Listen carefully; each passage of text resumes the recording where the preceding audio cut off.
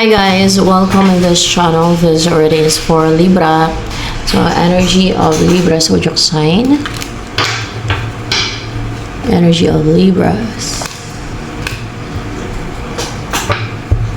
You're in separation with your person, you're not together, you're not close.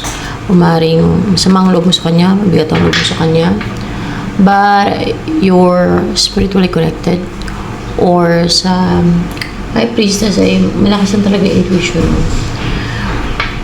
Or your spiritual, more information about your psychic, ganyan medium.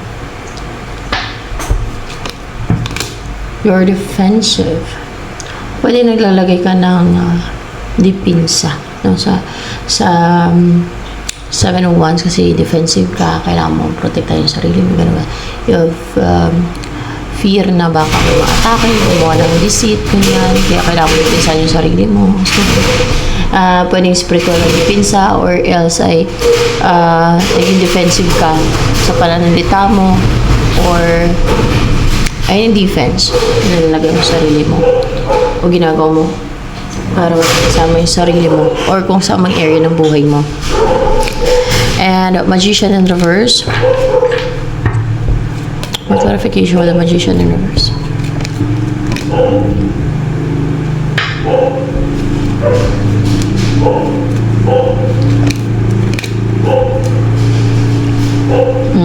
Hindi ka ma-manipulate ng magician. Yung mga gumagawa ng black magic, mga ganyan, mga gumagawa ng magic, mga magic, black magic, mga ganyan, gumagawa ng witchcraft.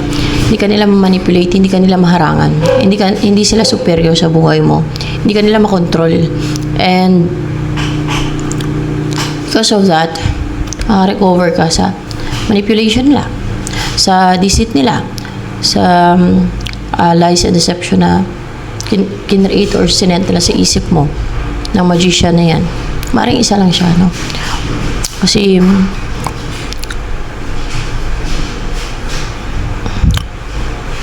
mukhang isa lang yung magician na nang atake sa'yo. Ewan ko lang kung isa lang Baka lang. Kung kaya, recover ka na ngayon sa kalungkutan. Maybe lately, malungkutin ka. You're not contented sa buhay mo. Pero ngayon, kung obserbahan mo, hindi ka na malungkutin or parang hindi ka na malungkot, recover ka na sa kalungkutan and you feel okay with your own life na hindi mo kailangang maging malungkot or hindi mo kailangang mag-antay. Yung na-experience mo, pwedeng kayo itong ginawa sa'yo. Kasi ng magician na yun love spell na ang gusto kasi niya ginawa sa'yo dito, yung malungkot ka sa buhay mo dahil wala siya sa buhay mo, yung mag-antay ka ng offer niya na hindi ka makontento sa mga offer. Kung mayroong iba na mag-offer sa'yo, hindi ka maging kontento, hindi ka masaya, malungkot ka. Yung pag nag-offer lang siya sasaya, yung ganun. So nawala yun sa'yo, yung ginawa niya sa'yo na manipulation upang control, witchcraft, lies and deception.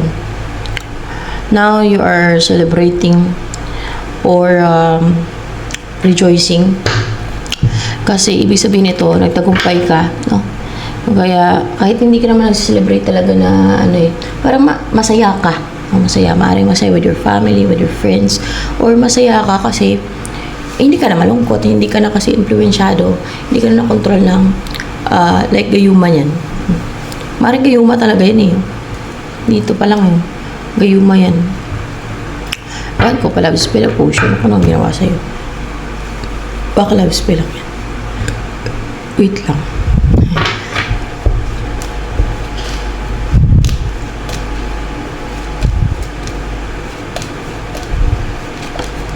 Ito ang feeling sa'yo ng gayuma sa'yo.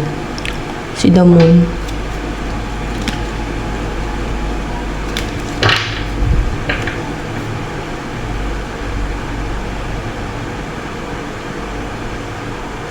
Feelings. May mga gusto siyang malaman. Parang very willing to or dinidesire niya malaman yung mga tungkol sa'yo, mga hindi niya pa alam tungkol sa'yo, yung mga sikreto mo, kasi iba siyang gumagawa sa'yo. Kaya ganun yung mga yan. Gusto nilang malaman yung mga sikreto, yung mga about sa'yo. Pwede nga ding, pag na-control ka niyan, pakwentuhin ka na lang pakwentuhin, kasi na-experience yan.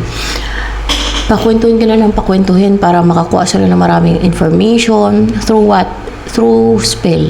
Pag na-unite sa'yo yung spell, pwede ka nilang pakwentuhin ng pakwentuhin about sarili mo, para malaman nila yung mga hindi pa nila alam about sa'yo, para makapag-strategize sila ng next move nila, next attack, ganyan. Next deceit, next manipulation na gagawin against you. Ganun yan. Wait.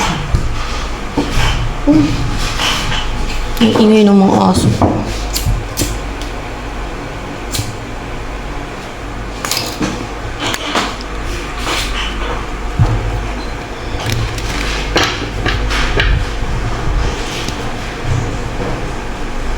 Ano pong feeling? Baka possible talaga may gusto to sa'yo, ginagayuma ka o ginagawa ng love spell, ng gumagawa sa'yo ng witchcraft. Ano yung feelings pa nitong gumagawa sa'yo ng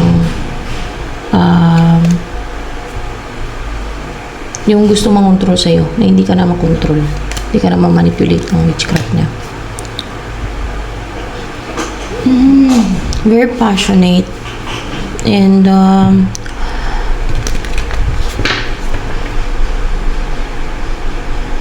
parang gusto niyang makipaglaro sa'yo. Ano yung makipaglaro? Pwede makipag-sex, ganyan.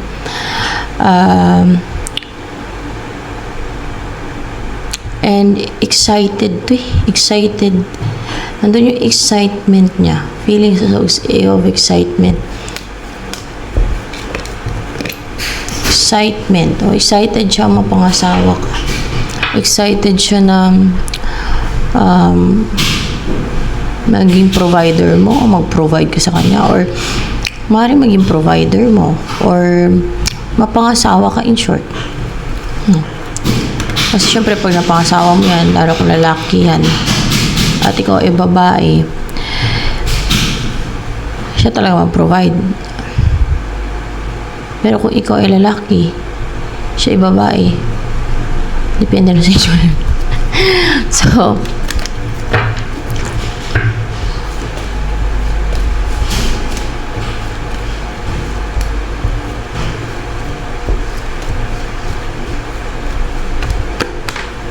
itong balak na naman sa'yo ng tao na yun, nang gagayuma sa'yo. Ito, yung gusto ko mapangasawa, yung ma-unite kayo, magkaroon ng divine union, ang maging lover ka, ang pwede nang makamit ang goal niya na you will be together, you will be in a relationship, magkaroon ng partnership, union, pwede din ng mag-sex, gano'n, magtali kayo, diba? Mayroon na ditong yung Knight of Wands, para mapanatag na yung isipan niya.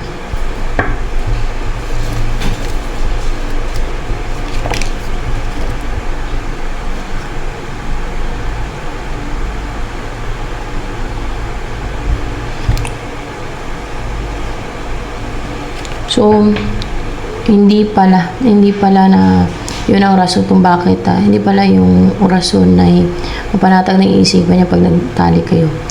Kundi, siguro para makarecover na siya sa hindi sa desire niya, sa makarecover na siya sa yung hindi niya nagagawa, yung yung mag-take kayo ng action, hindi siya siniswerte na makapag-take ng action, yung makarecover na siya sa mga nag-hold back sa kanya, sa mga nagpapa-hold back sa kanya, sa yung situation na hindi siya makapag-take na action, hindi niya magawa yung gusto niyang gawin, hindi niya ma-pursue yung goal niya, which is you. Makarecover na siya sa misfortune sa pag-ibig niya, sa kamalasan sa pag-ibig niya. Yung gano'n, at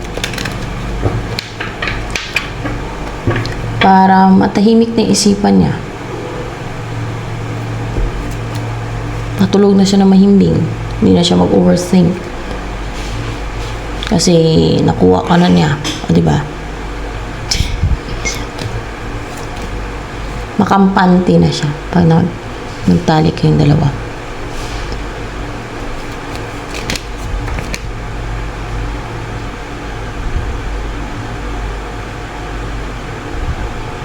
Ay, hindi makampante. Let's see,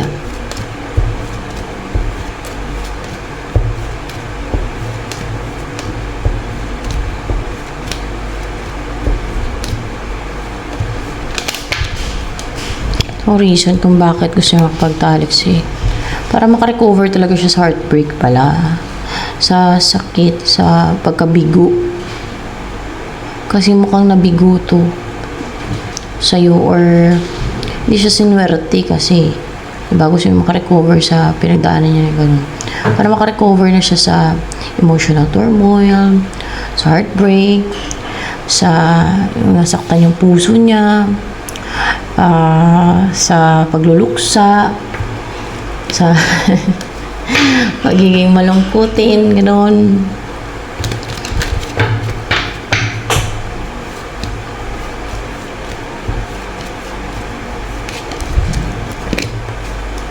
The next move niyan sa'yo, mag-effort niya, put ng hard work para makuha niya yung gusto niya.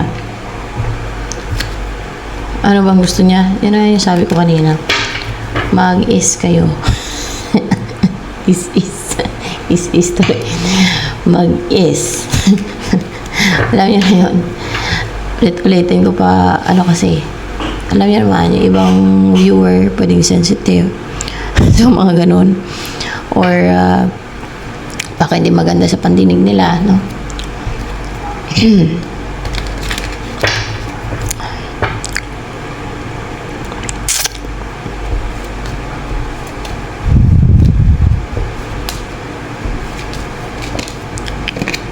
Ang dahilan kung bakit mag-effort siya sa'yo, mag-put ng hard work, kasi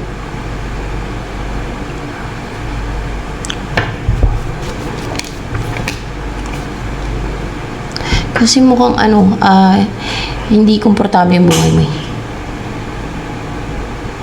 Hindi ka stable, hindi ka pa secured, or hindi wealthy, or hindi lang talaga komportable for sure.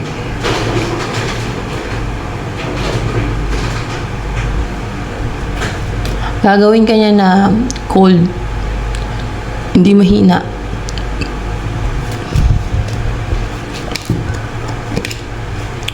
Clear yung mind mo. Hindi ka nagpapadala sa emosyon mo. Isip mo yung sundin mo. Isip mo yung pagganahin mo. Kasi clear and sharp na yung isipan mo. Gawin ka niyang victorious over mga deceit, schemes, manipulation ng iba. Kasi alam niya, unstable ka ngayon. May care naman sa'yo. Gawin ka niyang stable, secured, grounded, rooted, at hindi makuha ng iba yung sa'yo. Makip mo yung sa'yo. Yan ang pag-effortan niya. Ewan ko ano niya gagawin. Baka magic na naman.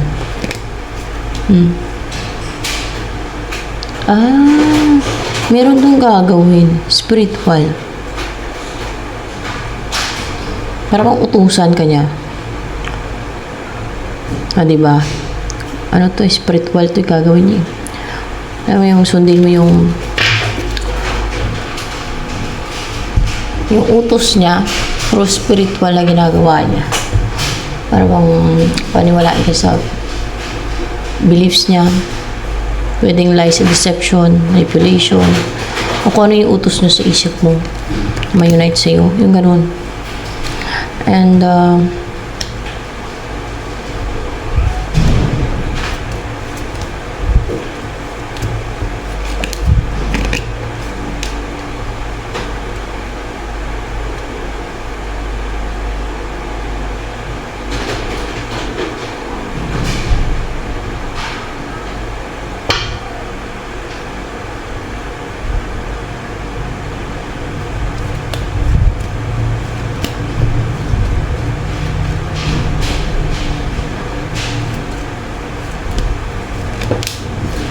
tama nga. Meron siyang pahirapan o pwedeng bigyan ng sakit o gawing mahirap sa buhay, ganun, maka-experience ng financial crisis o pwedeng sasaktan niya yung gumagawa ng spiritual sa'yo or yung mga namiminsala sa'yo. Yan. Kung merong mga namiminsala sa'yo. Pwedeng emperor energy nitong namiminsala sa'yo. Stagnant ka itong namiminsala sa iyo. Stagnant siya. May inaantay.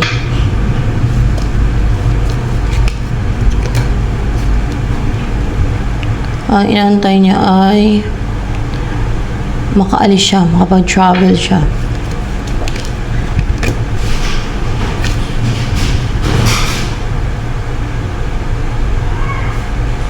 Maging klaro yung isip niya, yung judgment niya. Kasi puno siya ng baggage, karga, kaya clouded yung judgment niya. Yung mga negativity to, o mga karga, yung karga.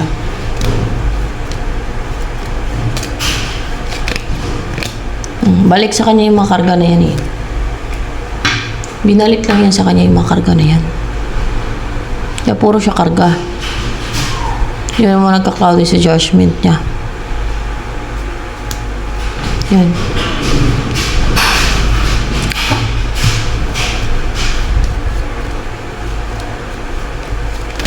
Wala namang masama magpabalik eh. May orasyon na pampabalik ka. Yan ang ginagawa ko yun sa akin. Para mayroong pinipinsala sa inyo. Gusto niyo ituro ko. Hindi naman yung masama eh. Mapabalik lang naman. Hindi ka naman may rewisyo. Pabalik mo lang naman.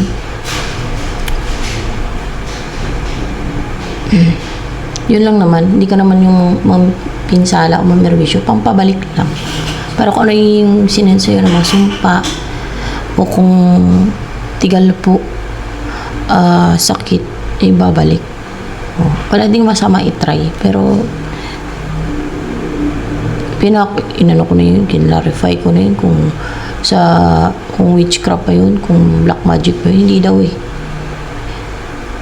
Yun ay mga ginagamit pa ng mga manggagamot na hindi naman gumagawa ng black magic, witchcraft. So the Chariot, King of Swords in reverse. Masaya alam ko, mapabalik lang naman kasi.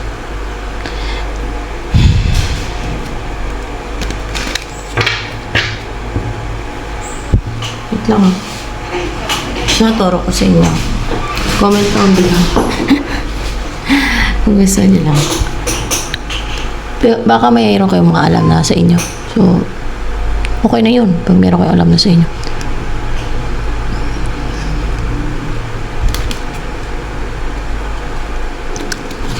Walang masama na depensa ng sarili na ipabalik sa sender sa mga gumawa ng witchcraft, ang kanilang witchcraft, mga sumpaan at masakit at tigal po, di ba? Walang masama doon. Yung masama at evil yung ginagawa nila. So, tama na ibalik sa kanila. Chariot.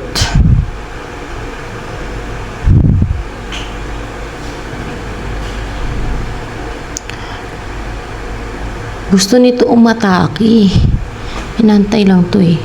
Yung maging clear na yung isip niya, yung judgment niya. Hindi na clouded yung judgment niya. Kasi hindi niya pigilan yung nararamdaman niya. Ano ba yung nararamdaman niya? Upright ka to. Ace of Cups. Wala pa lang talaga. Oh, I'll take it as upright. See, only upright. So, ito yung nararamdaman niya. O gusto niya mangyari. Ang mag-umpisa ng relationship with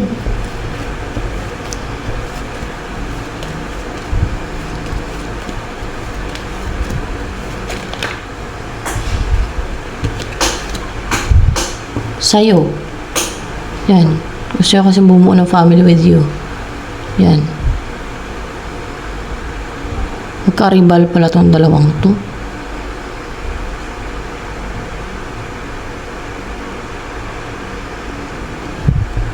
Clarify ko nga.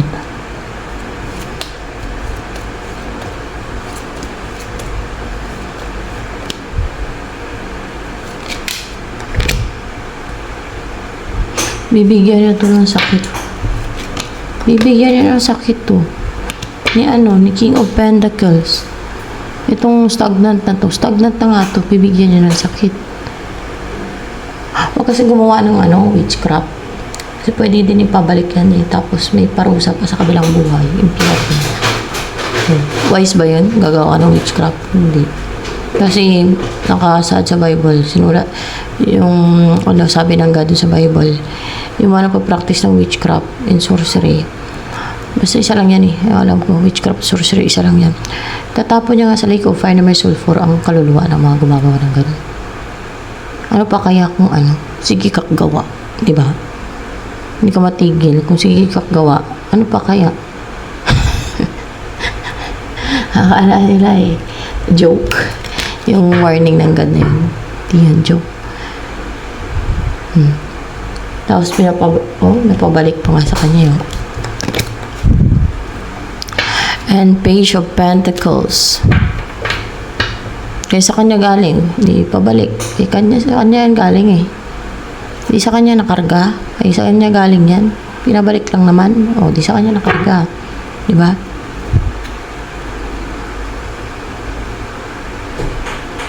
Page of Pentacles.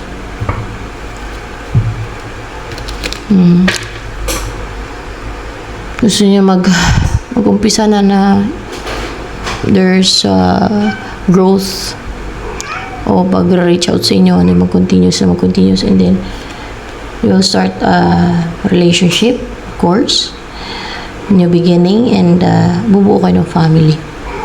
Yan. Libra to eh.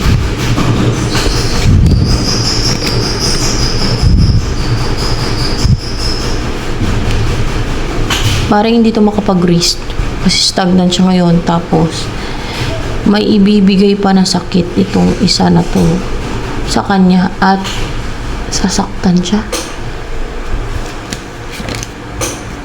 Hindi naman papatayin. Basta bibigyan siya ng sakit.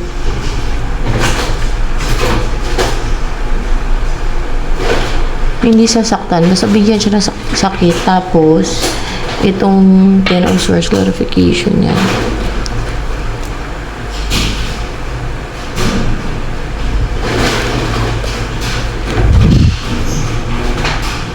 Mga spiritual attacks to. Mga spiritual attacks na may-unite sa kanya. Yan, mga spiritual attacks. Atakihin niya spiritual attacks. Ito, ni King of Pentacles.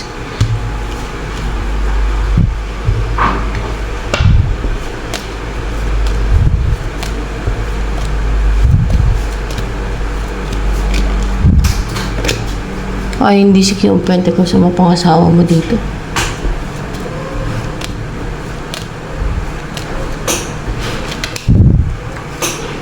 Si The Hangman ang mapangasawa mo. Kasi yan din talaga ang goal ng mapangasawa ko. So, yan. Hanggang dito na lamang for Libra.